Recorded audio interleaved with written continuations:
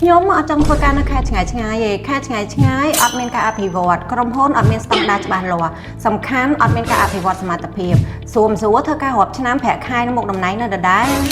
cần chăng bong khai khắc có cái áp vậtได้sẽ anh được khai vài riêng chăng và chẳng đằng chấp nèต่อគ្នាអាចចូលរួមដំណើរទស្សនកិច្ចទៅកាន់ខេត្តនេះជាមួយយើងទាំងអស់គ្នាហើយរកការចំណាយល្អគឺជាការរំលងរបស់ធនាគារខេត្តនេះមានសក្តានុពលមែនទែនទៅលើវិស័យហេដ្ឋារចនាសម្ព័ន្ធក៏ដូចជាសេដ្ឋកិច្ចហើយសហគ្រាសធុនតូចមធ្យមនានាបានប្រមូលផ្ដុំគ្នានៅទីនេះម្យ៉ាងវិញទៀតយើងមានផ្លូវល្បឿនលឿនដែលតបជាប់ចេញពីរាជធានីភ្នំពេញមកកាន់ខេត្តស្វាយរៀងដែលអាចធ្វើដំណើរបានយ៉ាងងាយស្រួលសហគិតមើលប្រសិនបើខេត្តនេះអត់មានសក្តានុពលទេប្រហែលជាគេមិនវិនិយោគទៅលើគម្រោងផ្លូវនេះបែបនេះហើយបានជាធនាគារស្តង់ដារអន្តរជាតិ Union Commercial Bank ហៅកាត់ថា UCB ដែលជាធនាគារបោះសម្ព័ន្ធរបស់ Isan Bank បានវិនិយោគនិងពង្រីកសង្ខារនៅក្នុងខេត្តនេះសាខានេះរចនាប័ទ្មឡើងដោយយោងទៅតាមស្តង់ដារនៃទីស្នាក់ការកណ្ដាលប្រព័ន្ធអនុវត្តនិងវិលំដាយការងារមានភាពច្បាស់លាស់បុគ្គលិកក៏មានឱកាសទំនាក់ទំនងនិងបង្កើនបទពិសោធន៍ដោយផ្ទាល់ជាមួយម្ចាស់អាជីវកម្មវិនិយោគិនផ្សេងទាំងក្នុងនិងក្រៅប្រទេសផងដែរទៅពីនេះទៅទៀតបុគ្គលិកនឹងទទួលបានការបណ្ដុះបណ្ដាលទាំង soft skill និង hard skill ជាពិសេសបុគ្គលិកក៏មានឱកាសចូលរួមដំណើរទស្សនកិច្ចសិក្សានៅតៃវ៉ាន់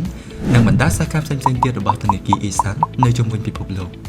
ធ្វើការនៅទីនេះអ្នកទាំងអស់គ្នាមិនចាំបាច់បារម្ភធ្វើការហូបឆ្នាំហើយមកតំណែងក៏ដូចជាភាគខែនៅតែដែរពីព្រោះការអភិវឌ្ឍធនធានមនុស្សនៅក្នុងប្រទេសកម្ពុជាគឺជាអត្ថប្រយោជន៍ចម្បងរបស់ធនាគារពួកយើង